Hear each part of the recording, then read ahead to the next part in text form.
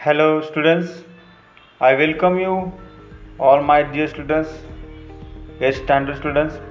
So we are going to see our new lesson. So let us see the lesson name is what are parts of speech. Definition will be what words that label the various kinds of words in a sentence is called the parts of speech. A word's meaning and position in a sentence determine what parts of speech it is. Some words changes depending on the context. Ride can be a verb or a noun. So this can be given here as an example of parts of speech. So next is your parts of speech is verb given.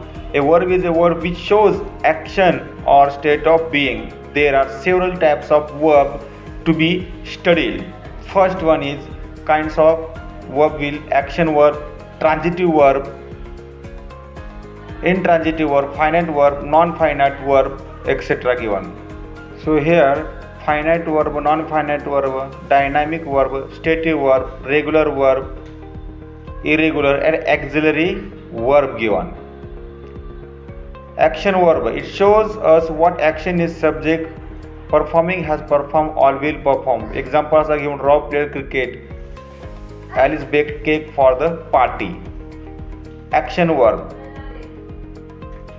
your dog is barking in the park. I wrote a letter to my cousin. Ducks are swimming in the pond. These are the examples of action verb. Next, transitive verb. Transitive verbs are action verbs that have an object to receive that action. It requires an object in order to be grammatical. For example, the cat broke the pot, he moved the chair, he bought some new books, my cousin wrote a letter to me. Your next slide is here.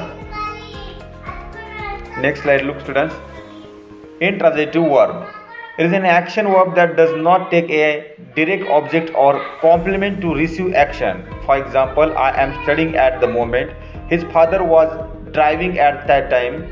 Sarah is cooking right now. The child is sneezing repeatedly. These are the examples about the transitive verb. No direct object for the verb is also mentioned in the bracket. Our next verb is here finite verb.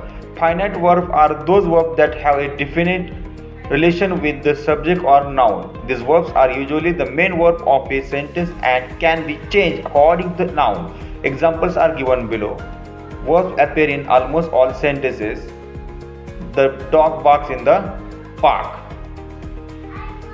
Fred said that he enjoyed the snow. Our next slide is here. Non-finite verb.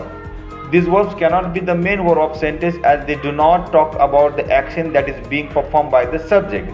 I will continue my work later. I will camping in the wood. Children are learning to swim. The running person caused panic. The running person caused panic and you need to accept this. These are the examples of non-finite verb. See, next slide children. Here after non-finite verb we are going to see here the underlined words are here non-finite. Dynamic verb. A dynamic verb is a verb that shows continued or progressive action of the subject. It indicates the something is happening or was happening or will be happening. For example, those girls buy clothes every week. He is singing at the party. We are investing. Like this. Stative verb. A stative verb is the one that describes a state of being.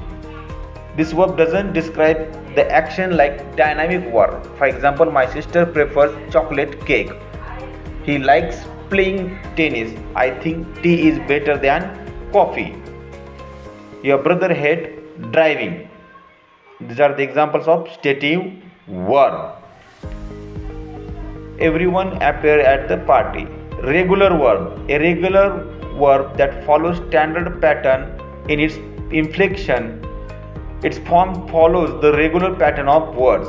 For example, You will learn verb in English class. Have you already learned verb? Ask your mother if she needs any help. He asked his mother if she needed any help.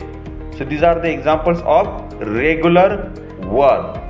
In bracket given here, its form doesn't follow the regular pattern. That is why it's called irregular verb. A verb whose variation of form doesn't follow the standard pattern here. For example, we will go there on time. They went to party at last night. My sister has gone to London. Let me make some coffee. She made coffee for me. This is the irregular form of the verb. Again, two sentences given. Let me make some coffee. For example, auxiliary verb. An auxiliary verb is a verb used to add the functional or grammatical meaning to the clause, which in its use in the meaning forming the tenses, moods and voices of the other words. For example, he is making the assignment. She was giving the presentation. They have been studying. The term will score better this time.